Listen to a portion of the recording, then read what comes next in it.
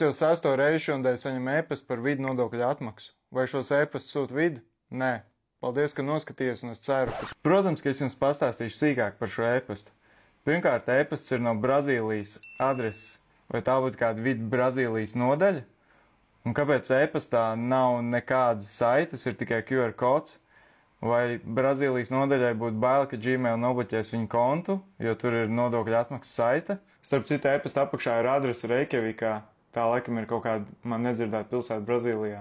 Nu labi, noskanējam QR kodu, varam vaļā. Apakšā gan ir Latvijas vide e-pasts. Kāpēc tad viņš šeit neielika savu Brazīlijas adresi? Ievadām personas kodu. Šī lapa gan ir moderna, jo pieņem jaunā tipa personas kodus ar 3 burtiem un izsaukuma zīmi.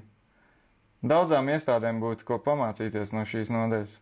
Tālāk atverās lapa, kur man vēlreiz jāvada personas kods. Kas notiek?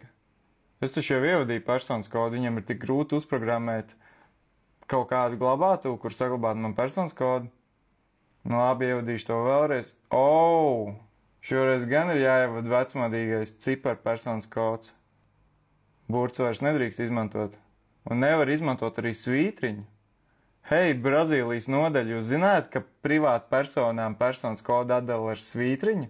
Paga, kas te tikko parādījās lapas apakšā? Kaut kāda kļūda. Kas notika? Labi, paskatīšos kodu.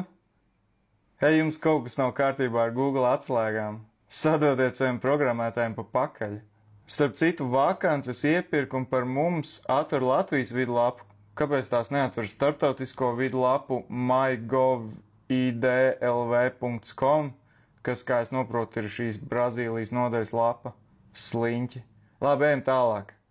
Nodokļu saņemšanas metode. Tā es labprāt gribētu saņemt skaidrā naudā.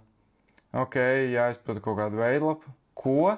Iesniegums pievienotās vērtības nodokļu atmaksāšanai trešās valsts vai trešās teritorijas reģistrētam nodokļu maksātājiem? Bet es dzīvoju Latvijā. Es nedzīvoju trešajā valstī. Labi, aizpildu veidlapu, spiežam turpināt. Hei! Kāpēc es nevaru to iesniegt? Kāpēc lapa saka, ka es neesmu izvēlējies atmaksas metodi? Es taču to izdarīju. Labi, es negribu čakarēties. Ņemu saņemt bankas pārskaitījumu. Izvēlos Svetbank. Starp citu, jums tur drukas kļūdiņa iezagusies. Ievadu savus Svetbankas pieejas datus. Tā, klusums. Spiežu palīdzību, atverās tukšs loks. Spiežu privātu un politiku, vispār nekas nestrādā. Labi, uzņemšu timeru, līdz es saņemšu Smart ID pieprasījumu. 1,5 minūte. Kas viņam tur kaut kāda cilvēka sēž un reāli mans dats kaut kur ievada? Es, protams, atvainojos vidu Brazīlijas nodaļai, bet jūsu programmētāji ir pilnīgi idioti.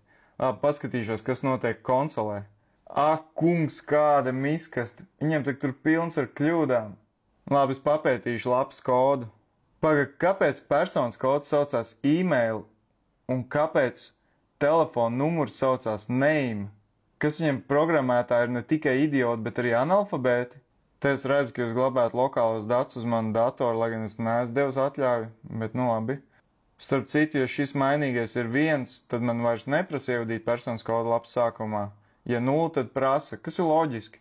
Bet ja tur ir 2, tad man arī prasa. Tātad tur programmētājs reāli pārbauda, vai šis lauks ir 1. Tā parasti programmētāji nedara. Skatos, ka Brazīlijas vidu nodaļa izmanto arī Cloudflare. Interesanti. Nu, protams, aizsargājas pret hakeriem. Viss kārtībā. Un kas notiek ar lapas kodu? Te viss ofuscēts. Labi, te es neko viņiem nevarēšu palīdzēt. Labi, bet es nolēmu paskatīties, kā tad tiek sūtīti dati uz viņu serveri. Un te var redzēt adresi, netiek sūtīti nekādi cepumiņi, jeb kūkiji, netiek sūtīts nekāds galvenis. Hei, bet tad jau mums to varētu būt diezgan vienkārši atkārtot. Es nolēmu uzrakstīt Python skriptu, kas sūta nejauši izvēlētu lietotāju numuru un personas kodu reiz 10 sekundēs uz viņu serveri. Un es palaidu šo serveru uz pāris stundām, lai viņu galā cilvēki nedaudz pasvīst. Īsumā Brazīlijas vidu lapa ir pilnīgs sūds. Nu, ja gadījumā tu nesaprati, tad tāds Brazīlijas vidu nodaļas neeksistē. Tie ir krāpnieki. Bet tu esi uzmanīgs un es ceru, ka tu kaut ko iemācījies.